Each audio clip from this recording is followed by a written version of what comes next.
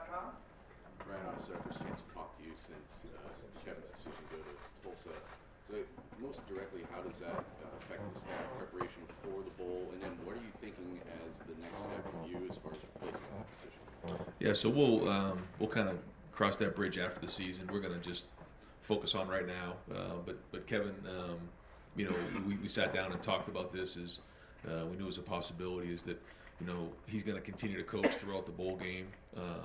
He's been doing a great job of that. He's got to working 24 hours a day right now, but he's keeping certainly Ohio State and our path to the national championship first and foremost in his mind, and then he's obviously got a lot going on planning ahead at Tulsa. But he's been at practices. He's going to be here again this weekend, and so it's a challenge when you have to kind of juggle both things. But he's going to make sure that he does everything he can to help us win this.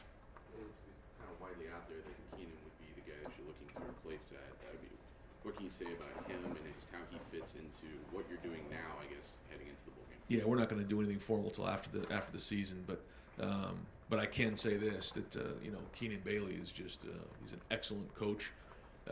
He's a really sharp young man who's going to do unbelievable things in his career, and the relationships he's built over time with former players, current players, recruits, and family has been excellent. And Keenan's turned down a lot of opportunities to go other places over the last couple of years, and he's stayed here and been a huge help. So he's got a very bright future out of him.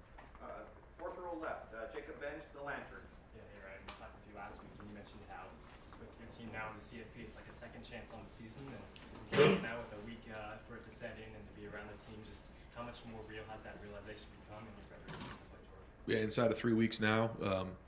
We talked about it going into that final weekend, and then coming out of it, just a refocus. And I think our practices have been spirited so far. I think the guys have really had good urgency about them. I think they have a good feel for what this is going to be like, and just the electricity and how important every play is going to be into this game. So we're still in the fundamental phase. We're going to start making the transition into game planning here soon. And then we get down to bowl week. So we have 3 phases when we talk about bowl practice. But the energy's been really, really good, and guys are finishing up finals now, and now it's just going to be all football. Far left, Jared Smalley, WCMH. Hi Ryan, now that you've had time to evaluate, I know you haven't had a lot of time, but you've had time to evaluate Georgia. You look at them offensively, and it's an interesting group, right? Because it's not a group that's loaded with superstars at receiver and a superstar running back, but they have extraordinary depth at tight end, and they have as veteran a quarterback as you can have in the college game. I'm just wondering how you evaluate them offensively and their unique nature as an offense. Yeah, I think they do a great job of playing off the defense and special teams. All 3 are, put together really well. But specifically on offense, I think, Bennett kind of is the one that gets it all going. And certainly they have talent across the board. Their offensive line's big. Both tight ends are very, very talented. Running backs are very good. Receivers are very good. But it's the quarterback that makes it all go. And he's played unbelievable, deserved certainly an opportunity to be down in New York City on Saturday night. And what an unbelievable story of somebody that came through a lot of adversity along the way in his journey to get to where he's at. So from afar, it's been a joy to watch him compete. And so yeah, I think they do multiple things. They're creative in how they do them, and they're certainly playing good football here down the stretch. Second row left, Steve Hellwagon, 24/7 Sports. Hey, Coach, this hadn't come up, I don't think, either after the game or last Sunday, but Dallin Hayden, he had 2 100-yard games, and then went into the Michigan game. He really only had 2 carries. Chip Trianum, who hadn't carried the ball all season, gets the opportunity. Just in hindsight, could that situation have been different? What held Dallin back from not playing in that game, I guess? Yeah, just kind of the flow of the game, and Tony makes that decision based on how things are going. And I thought in the game that Chip ran well. I thought he did some really good things, especially for his first game, getting put into that environment. So, certainly looking forward to getting some health back in that room. But Dallin's going to be a big part of this bowl game. Matthew Jones, is he looking okay to be able to go maybe? Yeah, everybody's for the most part, everybody's healing up. So good to get everybody back on the field. Third row left, Dan Hope, Lebanon Warriors. Ryan, how are you kind of balancing it right now with everything that's going on with the transfer portal and obviously recruiting early signing period next week. Like, how are you balancing kind of maybe evaluating potential additions for your team while also preparing for a bowl game? Just don't sleep. That's it. You're not allowed to sleep. Yeah, I mean, we're gonna practice today and then be on a plane for the next 2 days and come back for practice Thursday. So it's just that's December. I was laughing with somebody growing up. You know, when you hear the month of December, you think about Christmas and holiday times and everything else. And when I think of December, I think about bowl practice. I think about recruiting. Think about home visits. Think about transfer portal. Think about all these different things. And it's with the early signing period, obviously that changed a few years ago. That everything got sped up here. But that's December in big time football, and our guys are working really, really hard, and don't get a chance to see your family very much this time of year. But that's part of it. And that's what you want to be. You want to be in the CFP this time of year. You want to be involved with great recruits. You want to have all this stuff going on, and it's exciting. So it's energizing because obviously you're relevant this time of year, and you're involved in some great recruits, and you're swinging as hard as you can. So this is exactly the way you want it, even though sometimes you wake up with not a lot of sleep. When you look at the roster construction for next year, what maybe do you look at as what you guys might need to do in the transfer portal? We look at everything, and it's constantly changing, trying to do the best we can. Certainly for us, I think we've done a really good job of identifying the right fit here. It's very difficult to just walk into Ohio State and our culture and just walk onto the field because there's a lot of pride here, and guys have to earn their right to get on the field. So, certainly if there's something that we can do in terms of upgrade in a certain position, we'll always do that. That's our job. But we'll also take into consideration the right culture fit, the right fit for them, the expectation. If somebody comes into the program, they're going to have to earn their right to get on the field. We're not just going to guarantee when you come here, you're going to do this, you're going to get this many touches, or you're going to start the minute you walk into that locker room. I don't know how folks do that and then look at the players currently on their roster and say, I just guaranteed someone to come in and be a starter. And so we take all those things into consideration. But as you know, we have added guys, and I think we've done a really good job of being thoughtful in those areas. But, certainly the transfer portal has gotten bigger and bigger and bigger. And it's become like free agency, so it's something that we're going to be a part of. Front row, Bill Rabinowitz, Columbus Dispatch. Ryan, how has NIL, which now people have gotten used to and are exploiting it, Yep. How has that changed recruiting, especially as we get down to the stretch? And Gene has talked about how it's the wild, wild west. And, I mean, how different is it, and how scary is it because you have commitments and maybe you don't? It's become, I think it was never part of the conversation. That it became part of the conversation, and it's trending towards being the conversation for a lot of folks. So, as time has gone on, it's become more and more of a priority for folks, and so, navigating those times and adapting is important. You guys put out a statement last week encouraging people to donate. How much of an issue is it for you guys right now? Well, it's certainly a priority for us to make sure we have everything we need to support our players, and that's kind of, I'll leave it right there. And we have some folks that are really helping and doing everything they can, and that's great. And so we're going to need as much help as we can moving forward. But the great news is we have great fans who want to support it, and we're going to make sure we do everything we can to make sure our guys get what's fair. Right next door, Dave Biddle, 24/7 Sports. Yeah, speaking of one extra thing you have to deal with, I was also going to ask about NIL. How frustrated are you, and what would you like to say maybe to the fans and businesses and just boosters? And just how frustrated are you compared to maybe some of the other schools out there and what they're doing? Well, I just, we're going to need all the help we can get, but that's kind of the way it is across the country right now. And the great news is we're positioned really, really well in Columbus and with our fan base to do just that. And our team has done very, very well here on campus and over the last year. They've done great. So we're going to keep building towards that and just make sure that everyone knows that this is real. We're here, and yeah, certainly going to need their support. One football question: what's the mental state of the team right now? Do you feel like we got our second chance and everybody's mentally locked in? I think the biggest thing I notice is that this time of year, usually you're taking a big exhale and you're kind of catching your breath for finals. I just feel a bit of urgency when we walk on the field. I just feel a little bit of a different look in their eye. Like when we're on the field, we're out there to work. Front row right, Austin Ward, Rivals. Ryan, how much hope had you actually held out that Jackson might be able to get back in time for the playoff? I know it was trending this way for a while, but it was frustrating for him mostly. I mean, nobody was more frustrated than Jackson. Nobody wanted to play more than Jackson. I know that. But yeah, it was tough this year not having him. You know, we had a lot of the offense kind of designed around him, and then had to adapt as time went on, and hoped we'd get him back. But it never quite got to where you know, he was comfortable playing, and then certainly got him reevaluated there in the last month, and just got you know, determined that he wasn't going to be able to make sense for him to go back on the field. Just too much risk there, and it was hard for him. I know it was really hard for Jackson this year to sit around and watch his teammates play and his body not allow him to play. And you know, I think, you know, in a day and age where, you know, you're not going to go out there and give a lot of detail about what the injury is, and so many people questioning and asking for him, that wasn't easy for him either. And I think you know, we knew that it wasn't going to be able to play this next month. It was you know, kind of ruled out by the doctors, and so they made the decision. Just felt like it was time to kind of put it to bed so that he can get a little peace, because it was hard for him this season. Yeah. I know this sounds crazy because of how good he is, but is there any part that's beneficial to you? Like, okay, this is the final decision. He's not coming back. They have a month to prepare. But I know you played all season without Right. him.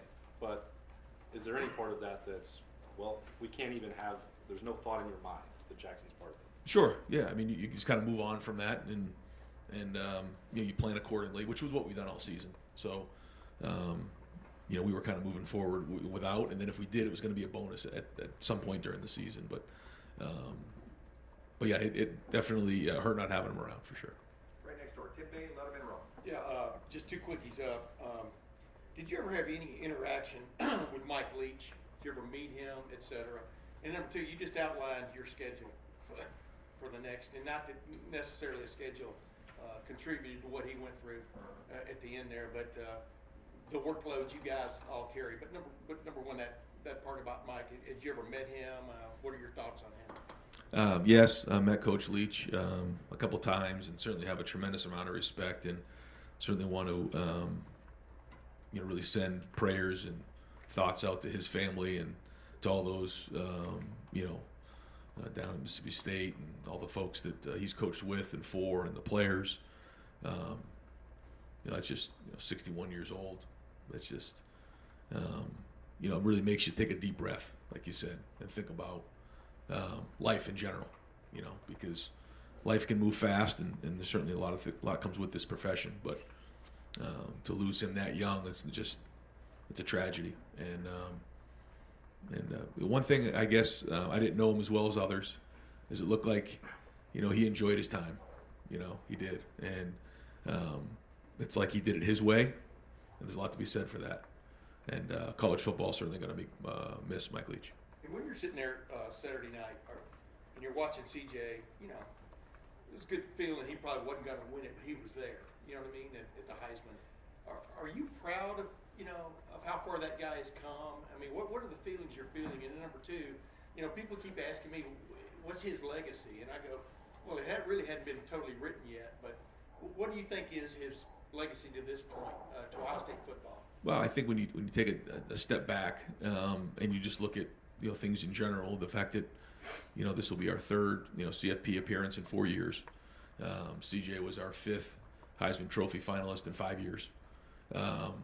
You know, certainly there's a lot to be proud of there. You know, but, you know, I think he also would like to win it, you know, and that's part of it, because he's competitive. We're all competitive. But still, that night to me is about recognizing really good players and their seasons. And that to me was about, that was CJ's night to get recognized again, even though he didn't win it, because of the high level of play that he's had over the last 2 years. And so I know he's very, very excited to play in this game. He's given a lot to Ohio State, and you know, certainly that was a great opportunity for me with his family and get recognized for that. But he's going to work really hard over the next 2.5 weeks to play his best football here, you know, in the CFP. Right behind him, Doug Lamore's, Cleveland.com. Just to double check, are you anticipating that Trevion Henderson will practice and prepare for the Peach Bowl? Yeah, I mean, I'll probably give you an update on Trey here, you know, probably in the next few days. I don't really have an update on where he is right now, you know, as we kind of get off the road. So it's kind of like that with everybody. And I'm not sure exactly when we give an injury update, Jerry, on this. We'll have to talk about that. But as I get off the road, we'll get back to you on that one. And what you had just mentioned, signing day, that's kind of like, for the NFL, that's kind of like the draft, right? And the portal, that's kind of like free agency. And I'm trying to imagine if the NFL had free agency and the draft in the middle of the playoffs. And that would be weird, because like, why would you do that? Why would you jam everything together at the same time? Especially in a world where the 12-team playoff is coming and you're going to be playing playoff games even earlier in December. Like, what are we doing? I can tell you I've asked myself that question a few times over the last couple of weeks. Yeah, there's a lot going on. I think what happens is because there's so much change that when decisions are made to make change, we don't always know what the ramifications are in 2 or 3 years out. And the early signing period certainly made a lot of sense for a lot of folks. It certainly saves a lot of energy and time in January, but it makes for a hectic December. Then with the portal opening up, it certainly made it even more hectic. So, as time changes and things change, and we try to adapt the best we can, sometimes we don't always know what the ramifications are of decisions until we get a couple years out. And all these happening at once has certainly made December crazy. Would just in general, do you think it would be beneficial for college football for the teams that are still trying to finish a season to be able to focus on that season and then deal with the next season roster management when the first season is done? Ideally, yes. I just don't know, again, what that all means. If you make that shift, how does that change, other things? But yes, in a perfect world, you'd like to be with your team this time of year for sure. But that's not the way it is, and so those are the rules, and we'll just make it work. Right behind him, Cameron T. Robinson, The Athletic. Ryan, you guys have played a good crop of tight ends this year. Yep. Georgia's tight ends are probably the best you guys will play. What about them stands out that makes them so special? Well, Bowers is can do so many things. He's very versatile, and Darnell's really just a massive human being who can just overwhelm you with his size and athleticism. So I think the first thing is their versatility. Second is their physicality, and anytime you can do multiple things as a receiver, running back, or as a tight end, then you can create mismatches, and I think they both do that. Second row right, Bill Landis, Rivals. Right, with a follow up on Dallin, because when we ask you about him, you talk a lot about ball security. Is that something that is an issue in practice when we don't get to see it? Because it hasn't really come up in games, so I'm just kind of wondering how that might impact things. It just seems odd that he had played so well and then wasn't part of the plan on a day where you were missing one of your top guys and the other guy couldn't finish the game. Yeah, no, the ball security is just something we talk about all the time as running backs. It's just the number one thing is when you hand the ball off, they got to do a great job of that. So no, that didn't play into the decision at all. How, I guess, he's a young guy who had played well the previous 2 weeks. How did he take probably not being as part of the plan as I'm sure maybe he thought he would be, given what your running back situation was going into the game? Yeah, it just kind of the way the game went. It just got a little, down the stretch, a little more protection, and so let Tony handle that part of it. But Dallin wants to play, and he's going to continue to play. Right behind him, Tony Gerben, Buckeye Hollow. Ryan, we've heard rumors around the country of this recruit getting this much, that recruit getting that much. You were just talking about how it's become the conversation. What does the NCAA do? Like, where is the NCAA in all of this? Well, that's a deep question that I'm not going to jump into right now. But I will say there are times where you ask that question, what are we doing? Yeah. I'll just leave it at that right now. Got time for just a few more, folks. Front row, Joey Kaufman, Columbus Dispatch. Ryan, with this game and the location of the game, it's not a typical neutral site game because it's an hour and a half from Georgia's campus. What are you expecting as far as the crowd and contingencies, as far as maybe having the silent counts, things like that? And just how do you see that being a factor in the game? Well, just it's going to be an electric atmosphere, and we'll be ready for anything. And that it's a great venue for a game, and certainly I know it's going to be loud there. So I know Ohio State's going to travel very, very well, but we'll also be ready for a loud environment and just make sure we have all the tools ready if we need them. Second row left, Stephen Means, Cleveland.com. accusatory, so I have to go for it. Whether it was Jackson, how he came back, immediately got hurt, and he's right back out, and you're kind of waiting on that. And Travion and Maya, it felt like every other week it was kind of musical chairs of which one was available. And even Travion came out and kind of revealed a little bit what his injury was. Has there been any discussion on injuries happen, but in evaluating how they were handled in terms of whether players should be able to be available for games or not on a week-by-week basis when it feels like a guy like Trey who was playing 1 week and then a week later he's back in the boot and vice versa. Yeah, I mean that's why we have our professionals and that's why we have doctors and it's above my pay grade. So I kind of stay out of those conversations and I mean and there's different things that in the game of football you can be hurt and bruised and bumped and you work through it. There's other just injuries that you physically can't work through, and so that's part of football, and that's the frustrating part of football. But I certainly let all those decisions go to the doctors, and I stick to coaching football.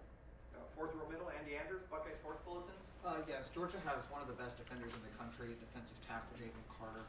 As a play caller, when you're scheming and stuff, obviously without giving too much of the game plan away, how do you to what extent does it impact your play calling to face a defensive tackle with that sort of presence? Well, he's very explosive, very disruptive. He's in the backfield a lot, so you got to know exactly where he is all the time. Plays really, really hard, plays with good leverage. Like you said, one of the best tackles in the country, one of the best football players in the country. And you can see it. He's very, very productive. So it'll be a big challenge for our guys up front, and we'll have to know exactly where he is. And final two questions, our final three questions. Spencer, you got one? Spencer Holbrook, Letterman Row.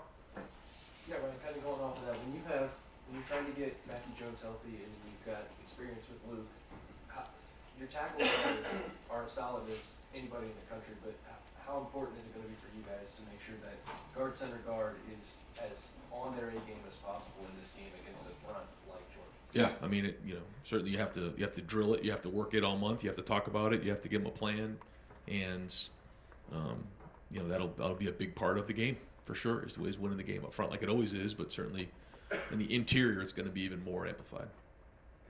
Clay Hall, WSYX. Coach, you said a few months ago, let's cut to the chase here on NIL. It would take $13 million to maintain the roster. Where is the Ohio State kitty right now? How far or how close to that figure? Right, and I think that's the thing that we're working towards, but it's here. It's not, and like you said about the NCAA, right now it's not going anywhere. So, embracing it, moving forward, and having all those things working towards exactly that is where we all have to be and where we're going. And so, I don't know exactly where we're at with all that right now, but that's the goal. I mean, that has to be it. And we're all in. And again, we got to do everything we can to fight for our players to make sure they have what they need. And we got to be on the forefront of that. So, that's important. And our players need to know that we're fighting for them. We are, and the same thing with recruits. And final question, Jeremy Birmingham, Rivals.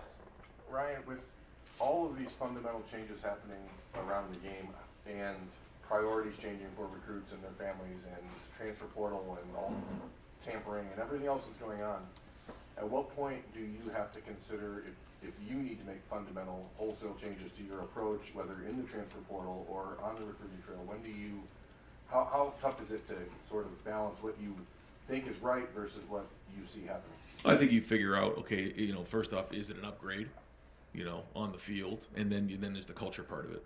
And so you just, you kind of look at your roster and figure out what needs to be done. If you feel like you're healthy in one spot, whether with talent, with culture, then you don't need to make a change just to make a change. But if there's a hole in a certain area, you got to get it fixed. And how do you do that? Do you get it fixed through high school recruits, or you get it fixed through the portal? And so those are really the two things you try to identify. Do you have enough talent there physically, and then where's the culture and where's the fit? Because somebody who fits at Ohio State maybe doesn't fit somewhere else, and vice versa. I think it's very, very important to understand what it means to be a Buckeye, and then just the culture of the team. Understanding what's important here and how we do things. So I think you look at those two things, and if it needs to change, then you change it. Constantly identifying it and trying to get it better. But do you feel that there is a a line in the sand at some point where you have to say as a program, okay, we've tried to do it the right way, and now to keep up, this has to happen? In terms of what? Like just changing the overall philosophy as far as the transfer portal. You've been very, very reluctant to dive into it unless it was a clear upgrade. And now you see players willing to move in and out of rosters just for NIL opportunities or tampering that happened with former coaches they used to know or whatever. I mean, is there a moment where you sit down and say, maybe we need to rethink it? I mean, we rethink it all the time.